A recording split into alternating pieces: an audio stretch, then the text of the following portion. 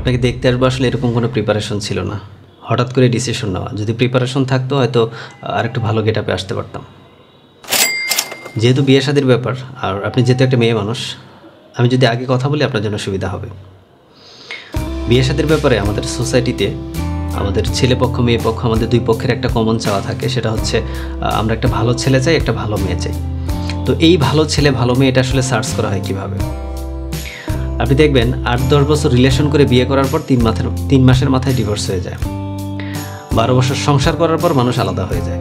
তো যেখানে একটা মানুষের সাথে বছরের পর বছর থাকার পরও মানুষকে চেনা যায় না, তো এখন আমি আপনাকে কোশ্চেন করবো আপনি নামাজ কালাম কতটুকু পড়েন, আপনি কোরআন শরীফ পড়তে পারেন কিনা, বা আপনি আমাকে এই ধরনের কোনো কোশ্চেন করলেন, আর এই কোশ্চেনের অ্যান্সার শুনে আমরা ধরে নিব আপনি একটা ভালো মেয়ে বা আমি একটা ভালো ছেলে। আসলে সম্পূর্ণ বিষয়টা আমার কাছে হাস্যকর মনে হয়। আপনার এবং আপনার ফ্যামিলি সম্পর্কে আমার একটা বেসিক ধারণা দরকার, আপনি আমার সম্পর্কে আমার ফ্যামিলি সম্পর্কে একটা বেসিক ধারণা নেবেন। এই বেসিক ধারণা থেকে আমাদের মধ্যে একটা বিশ্বাস তৈরি হবে। এই বিশ্বাস থেকেই মূলত আমরা বিয়ে করার ডিসিশন নিতে পারি। মূলত অ্যারেঞ্জ ম্যারেজগুলো এরকমভাবেই হয়ে থাকে। আমাদের দেশে লেখাপড়া শেষ করতে করতে লাইফ থেকে 20-25 বছর চলে যায়। এরপর জব প্রিপারেশন নেওয়ার পর কোনো রকম একটা জব হয়। তো কোনো রকম একটা জব হইলেই যে অনেক টাকা স্যালারি দিবে ব্যাপারটা এরকম না, হয়তো খুব অল্প স্যালারি দেয়। এরপর স্যালারি আস্তে আস্তে বাড়ে, এরপর গাড়ি করতে হবে, বাড়ি করতে হবে, ফ্ল্যাট লাগবে, সব মিলিয়ে বয়স হয়ে যায় 40-এর উপরে। ততদিনে একটা ছেলে আদৌ শারীরিকভাবে কতটুকু সুস্থ থাকে, সে শারীরিক বা মানসিকভাবে সুস্থ থাকতে পারে কিনা, বউয়ের প্রতি যে একটা আবেগ সম্মান ভালোবাসা আদৌ কি সেটা থাকে কিনা। 40-এর পর এগুলো কমতে থাকে। তখন ব্যাপারটা এরকম, বাসায় কাজ করার জন্য একজন লোক দরকার, বা সোসাইটিকে দেখানোর জন্য জাস্ট ফর্মালিটি, এই জন্য একটা বিয়ে করা। এরপর শুরু হয় দাম্পত্য জীবনে অশান্তি, সংসারে অশান্তি, দুনিয়ার ঝামেলা।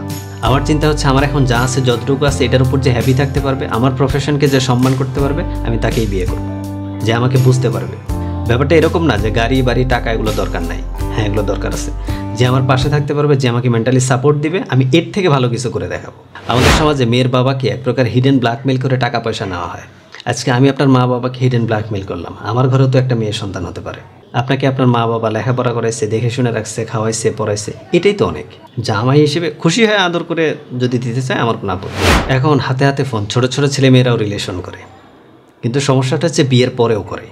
আপনার যদি এই ধরনের কোনো ইস্যু থাকে আমাকে এখনই বলে দেন, আমি অন্য কোনো অজুহাতে আপনার মা বাবাকে না করে দেবো। বিয়ের পর ঝামেলা ভালো লাগে না, ভয়ের কোনো কিছু নেই। আমার এই ধরনের XYZ বলতে কোনো কিছু নেই। যেহেতু পড়াশোনা করতেছেন, বিয়ের পর কি জব করার ইচ্ছা আছে? আমি প্রতি মাসে কত টাকা ইনকাম করলে আপনি খুশি? বিয়ের পর যদি আমি ঘর জামাই থাকি আপনার আপত্তি আছে? মেয়েদের লম্বা চুল আমার অনেক পছন্দ, আপনার তো ছোট ছোট চুল। আচ্ছা একটা কোশ্চেন করি, এখন তো মনে মনে বেড়া মনে মনে বেডি কত কিছু ব্যারেস, আপনি মনে প্রাণে শারীরিকভাবে সব দিক থেকে মেয়ে তো। বাবা, আমি বড় জামাইয়ের সাথে কথা বলে আপনাকে জানাবো। বড় জামাই আত্মীয় স্বজনের সাথে বা রিলেটিভদের সাথে পরামর্শ করলে তারা খুশি হয়, সেটা আমিও বুঝি। আপনি বাবা যেখানে বেঁচে আছেন আপনি ডিসিশন নেবেন, রিলেটিভ বা আত্মীয় স্বজন যারা আছে তাদেরকে আপনি দাওয়াত দিবেন, তারা এসে দাওয়াত খাবে। আচ্ছা বড় জামাই যদি না করে? না না না না না না, যেখানে বড় জামাই নেতা সেখানে তো আমি বিয়ে করবো না।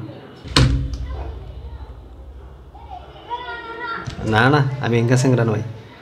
আচ্ছা আপনি কিছু মনে না করলে আমরা একটু পাশাপাশি দাঁড়াই, আপনি তো মনে হয় আমার থেকে লম্বা। আমার মতো গাডো সেঙ্গরা কি আপনার পাশে মানায়?